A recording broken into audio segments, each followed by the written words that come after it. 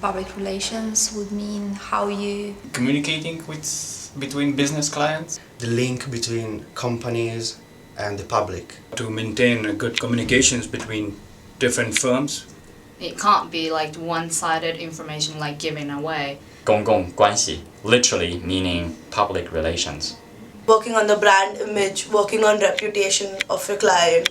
PR is there to promote an organization, or it's the corporate social responsibility of organization. Reputation management, good relations with the public. Managing your own personal relations.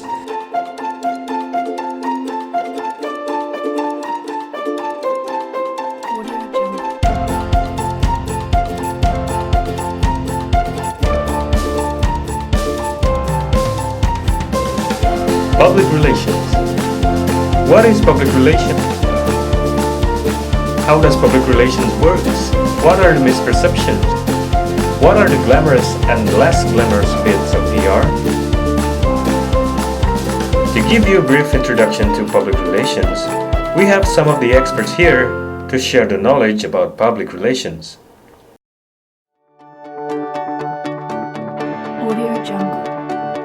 Yes, I'm Abby Kelly and I'm Director of Public Relations at Newcastle University. The university is a big organisation. We've got 5,000 staff, we've got over 20,000 students, and public relations really is about promoting the university as a great place to come and study, to come and work, and a place that's at the cutting edge of world-class research. I'm David Brookbanks, Media and PR Manager at Newcastle Gateshead Initiative. I think a lot of it is around reputation management, so it's about how people perceive your brand or what it is that you're working with. So for us, it's Newcastle and Gateshead. That is the product that we're promoting and that we're looking after. So really it's about understanding what people's perceptions are about Newcastle Gateshead. They still have quite outdated stereotypes of the place. So a lot of people will still refer back to industrial heritage. They'll talk about shipbuilding, they'll talk about the work along the river, which is fine, that's part of our history, that's part of who we are. But in a modern world and a modern economy, visitors looking for something different. And if they're coming for a city break, they want culture, they want music, they want nice restaurants, good food, they want some experiences. Yeah, so I'm Peter Bold. I'm the Company Director of Admiral PR and also head of our Newcastle office, which is our head office. Right, it's funny that because you very rarely have to describe it in sort of one sentence, but really I define public relations as truth well told. Yeah, so I'm Laura White, I'm Communications Advisor for Newcastle Science City. I've been seconded to Newcastle University to help with the British Science Festival, which has come to Newcastle this year. I think the easiest way to describe it for someone who knows nothing about it is that it's the promotion and protection of an organisation or an individual's reputation. So it's really trying to kind of inform and influence what people think about a person or an organisation, and encourage kind of two-way communications.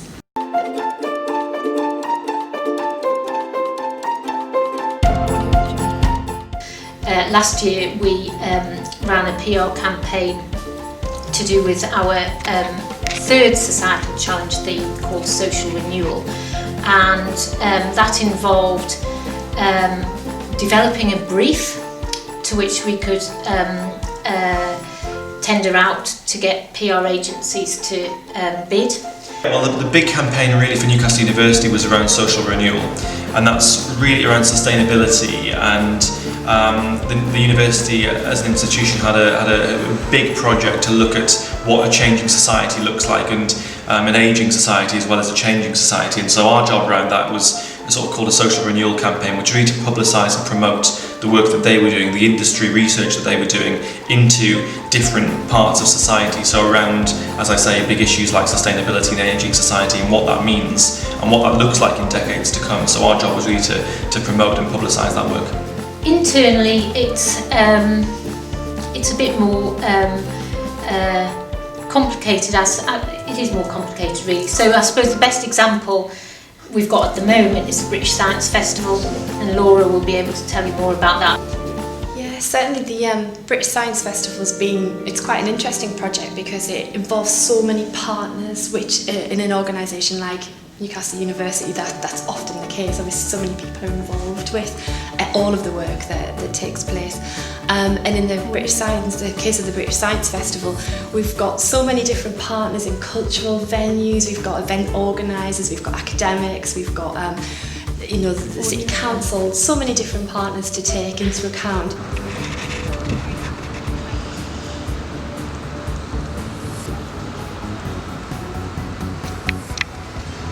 People can think it's in some way deceitful or trying to hide something, and that's actually the complete opposite, I think, of what we're actually trying to do.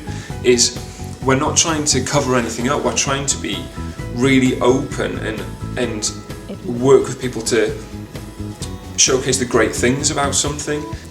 Geordie Shore was a good example of something where that could have been a bit of a problem for us. But in terms of how we handled it, we essentially took quite a backseat role and said, look, it's a television programme, people understand it's entertainment, they're not going to assume this is what the place is, and that's the stance we took, and it worked. As a PR person involved in a television programme, they're usually seen as someone that's quite scatty, a bit out of control, and I'm thinking of programmes like 2012, The Thick of It. There's a typical person that you have in mind. I think when someone mentions PR, there's no glamorous bits. I mean, anybody who thinks that it's all like ab-fab and going around with champagne parties, it's absolutely not true. And it always, used to annoy me when, that's the impression that people get. I suppose the glamorous bit, I mean, you do have to, there are, awards, dinners and events that you'll have to go to, and that's only right, you're there to represent the organisation you work for. My first PR job was for an agency just over the river on the Newcastle side, and on my first day when I arrived, I was given a pair of wellies and told to go out to see the house builder, which was one of my new clients. And my first job was to walk out into the middle of a muddy field and look and see where these new houses were going to be built. And I came back covered in mud, up to my knees. The perception that it's a glamorous job, there's elements of it that can be great. And if you work for, say, a high fashion brand or a big consumer product, then yes, there'll be elements of the job that are going to be quite exciting and you'll be mixing with quite influential people. The reality is that doesn't happen a lot.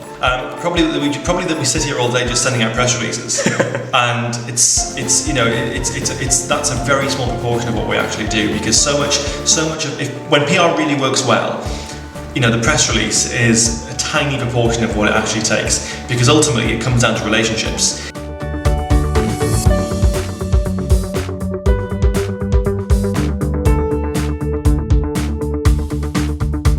Audio Jungle.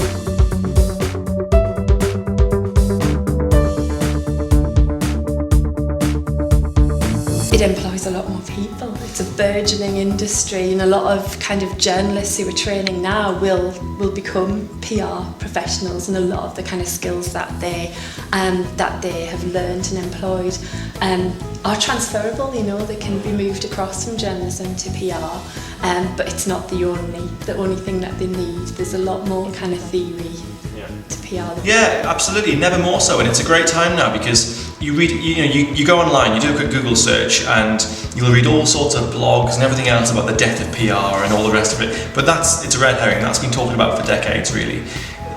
With the advent of social media, it's been a game changer. What I've noticed recently is with the kind of decrease in the number of regional newspapers, a lot of journalists are moving into PR. And again, I think there's a misconception that if you're a journalist, you can do PR. Some of the skills are transferable. You need good writing skills, interviewing skills, knowing what is a good story, but there's so much more to PR than just the writing element. Reputation.